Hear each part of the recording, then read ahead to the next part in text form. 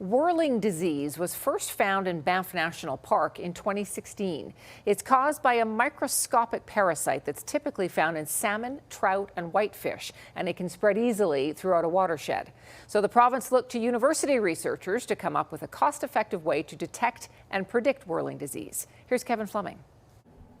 He's looking at a map of the Oldman River Basin. Alberta Environment and Parks came to Priya Ramazi in 2018 for help detecting whirling disease here. So at that time they had, I guess, less than 100 sample points because they need to send crew, they need to take samples, they need to take it to the labs or universities to test whether actually the parasite exists there or not.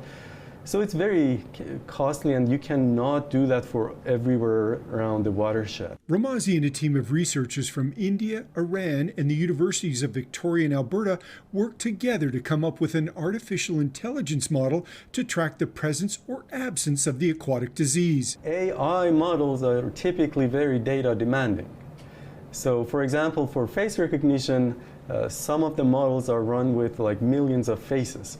Now here we're talking about 100 samples only out of 100,000, so it's less than 0.01% or so. Whirling disease was first discovered in Johnson Lake, northeast of the Banff town site in 2016. Parks Canada lowered the water level and used gill nets to catch all the fish to prevent the spread. Russell Greiner wasn't confident the team could come up with an AI solution with so little data, but it was able to make surprisingly accurate predictions. What this analysis told us was just describing where it is right now, and maybe some degree of forecasting where it'll be tomorrow.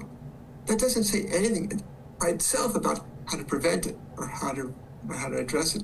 Researchers say this was a one-off study, but could have a wider use. That can hugely impact the economy, the recreational fishery, and so on.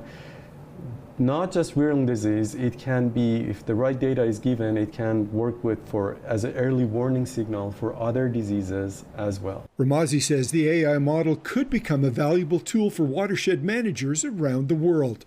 Kevin Fleming, CTV News, Calgary.